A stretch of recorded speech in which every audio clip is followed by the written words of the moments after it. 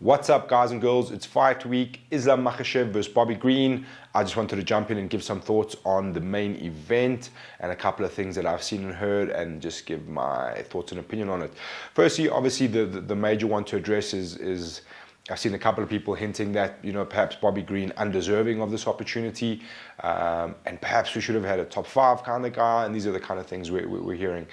Just a couple of thoughts on that. Firstly, I don't think it's quite fair to say Bobby Green is undeserving, especially of a main event.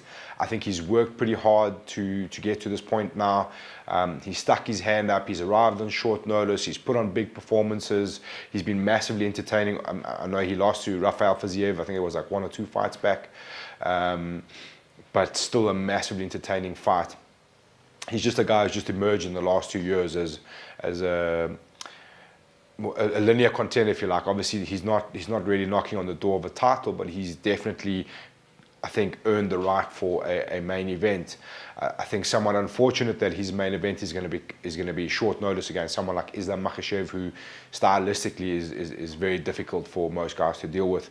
And with that in mind, I think when people are saying, it should have been a top 5 guy, it should have been this guy, it should have been that guy, those are all valid points. But I think the section that we're missing here is, like, if you think of the UFC as a business and guys who want to market big fights, Islam Makhachev is a big name, and I think we all can agree that at some point he's going to be fighting for a title, and they're trying to build that up the correct way, So for him to take on, let's say, Justin Gaethje, let's use that as an example, should have been Justin Gaethje instead of Bobby Green.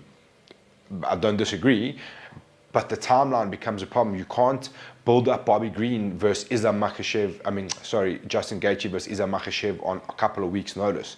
Those are the kind of pay-per-view headliners that you're looking for, and the organization will really want a chance to build that up marketing-wise, to really milk it, let's say. So we've got to consider those factors. That's the one side. The other side is, what I can tell you is, nobody's sticking up their hand on a couple of weeks' notice to fight Islam Makhachev in the top 5, who are also trying to get to title shots and have title aspirations. It's a very risky fight. Stylistically, it's very difficult to deal with, especially on short notice. Most guys, I'm not saying that the top 5 is scared of Islam Makhachev. They would just want the ability to have a full camp to prepare for a guy like that. So it's very, very seldom you're going to get a guy in the top 5 putting up their hands for that. And so I think we need to tip our hats to Bobby Green. He's on a 2-fight win streak. This is stylistically very tough for him. We've seen his style emerge now, what he wants to do. He likes to be at a boxing range. He's very hard to get rid of, very slick on his feet.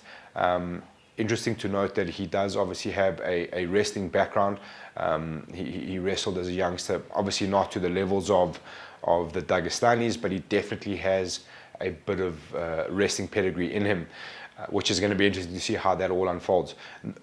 The major thing here for me, the major takeaway is, I feel like the only way Bobby Green can beat Islam Makhachev is to knock him out, is to stop him. It's been a little while since I think Bobby's had a big knockout.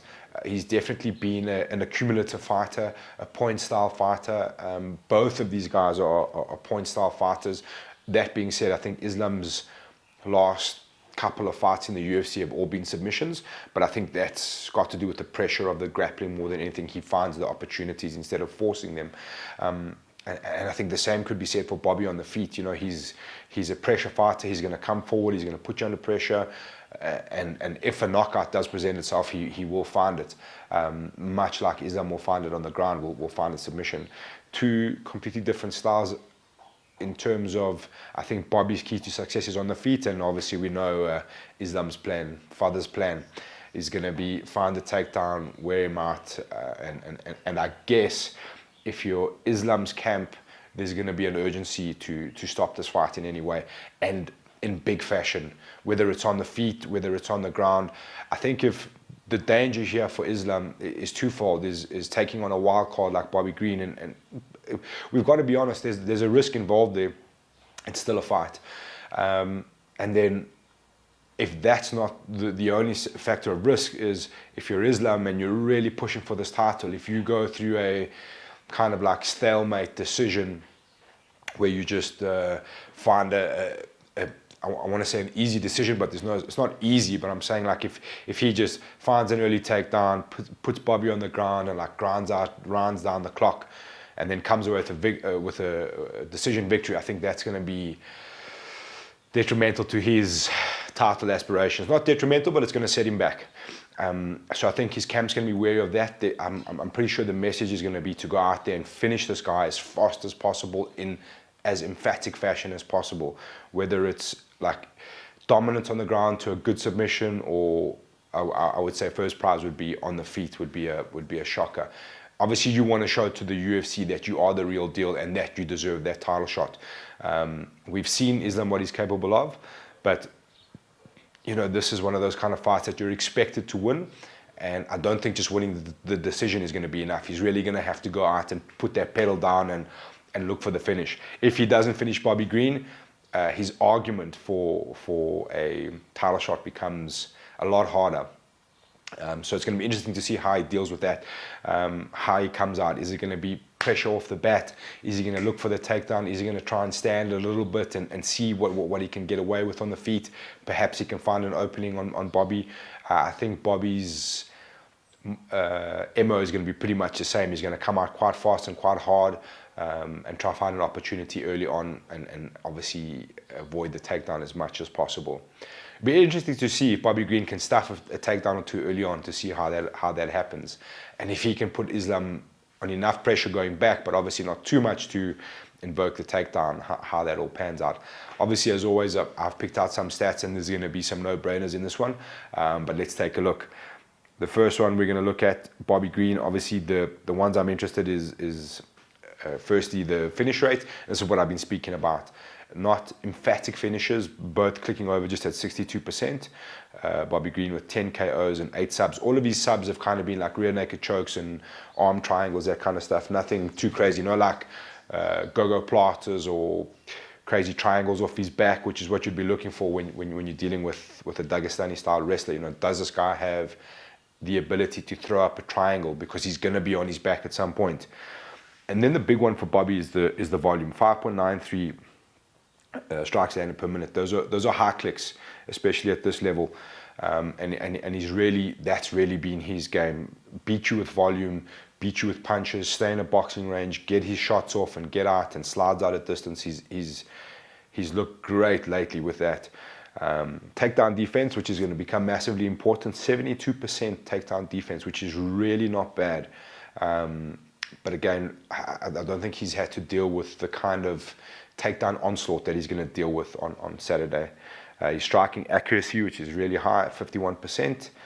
And just a note on his experience, this will be his 19th UFC appearance, and he will need every second of experience in there. And looking at Islam, 10 submissions, no surprise there. Also 62% finish rate.